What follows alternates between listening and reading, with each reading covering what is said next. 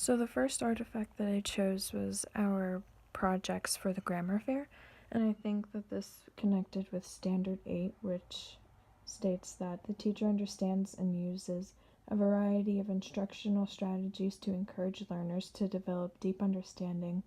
of content areas and their connections and to build skills to access and appropriately apply information. And I think that these connected really well with that because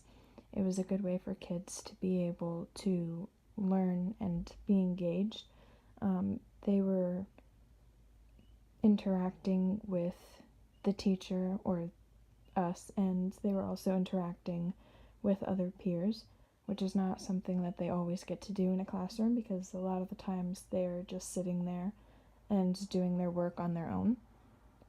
This was also a good way for them to be engaged and get involved in more than one way. They could do things and learn things in ways of activities instead of worksheets and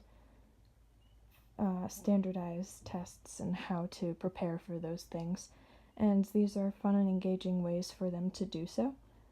I think we all did a pretty good job at keeping them engaged and encouraging them to learn new topics that they may have heard before, but made them fun enough to want to learn them again and understand a little bit more of what was happening and what was going on. The second one that I decided to talk about was the teacher conference simulations,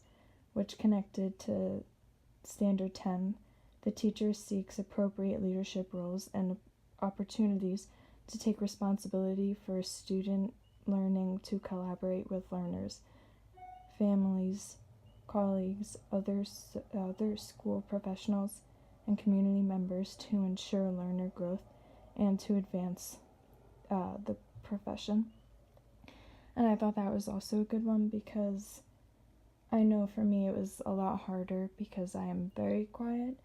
and it was a good opportunity to see what it's like to be a teacher and what it's like to be in the shoes of one, and also to work with somebody who is a teacher and already has kids and has gone through it both ways. Being the parent and the teacher was also very helpful, and I think that we were able to collaborate with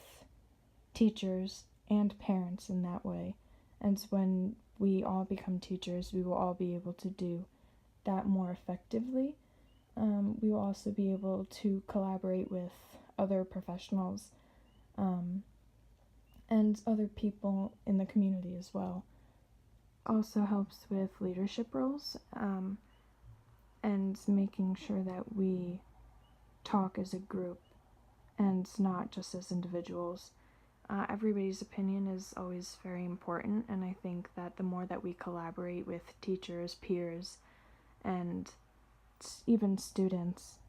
it'll help us become better teachers, and we should all learn to collaborate and understand what everyone is saying and not only thinking what you believe is right, because you don't always know what's going on